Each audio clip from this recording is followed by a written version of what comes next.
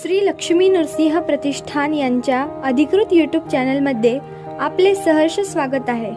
श्री लक्ष्मी नृसिंह प्रतिष्ठान पाथर्डी आयोजित राज्यस्तरीय ऑनलाईन श्रीमद भगवत गीता पाठांतर स्पर्धा 2021 मध्ये सहभागी झालेल्या आमच्या आजच्या स्पर्धकाला व्ह्यूअर्स, लाईक्स व सबस्क्रायबर्स मध्ये विजेते बनविण्यासाठी आमच्या चॅनलला सबस्क्राइब, लाईक करा व व्हिडिओ पुन्हा पुन्हा पहा। धन्यवाद। मी सौ रेवती अमित पागे, राहणार धुळे। मी आपल्यासमोर 15वा अध्याय सादर करत आहे। ओम श्री परमात्मने नमः। अथ पंचदशोऽध्यायः। श्री भगवानुवाच ऊर्ध्वमूलम् अधःशाखम् अश्वत्थं प्राहुरव्ययम् छन्दांसि यस्य पर्णानि यस्तं वेद स वेदवित् अधश्चोर्ध्वं प्रस्तुतास्तस्य शाखा गुणप्रवृद्धा विषयप्रबालाः अधश्च मूलाद्यनुसन्ततानि कर्मानुबन्धीनि मनुष्यलोके न रूपमस्येह तथोपलभ्यते नान्तो न चादिर्न च सम्प्रतिष्ठा अश्वत्थमेनं सुविरूढमूलम् असङ्गशस्त्रेण दृढेन छित्त्वा ततः पदं तत्परिमार्गितव्यम् यस्मिन् गता न निवर्तन्ति भूयः तमेव चाद्यं पुरुषं प्रपद्ये यतः प्रवृत्तिः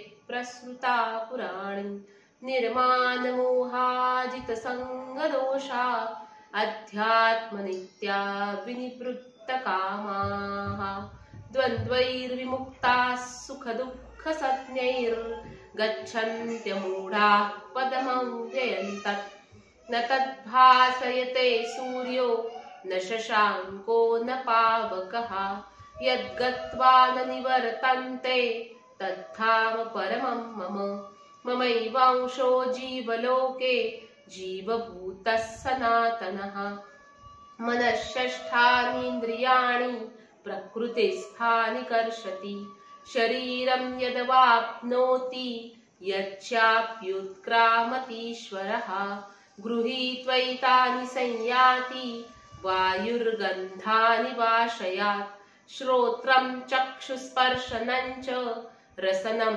घ्राणमेव च अधिष्ठाय मनश्चायं विषयानुपसेवते उत्क्रामन्तं स्थितं वापि भुञ्जानं वा गुणान्वितं विमूढानानुपश्यन्ति पश्यन्ति ज्ञानचक्षुषः यतन्तो योगिनश्चैनं पश्यन्त्यात्मन्यवस्थितं यतन्तोऽप्यकृतात्मानो नैनं पश्यन्त्यचेतसः यदादित्यगतं तेजो जगद्भासयतेऽखिलं यच्चन्द्रमसि यच्चाग्नौ तत्तेजो विद्धि मामकम् गामाविश्य च भूतानि धारयाम्यहमोजसा पुष्णामि चौषधिः सर्वाः सोमो भूत्वा रसात्मकः अहं वैश्वानरो भूत्वा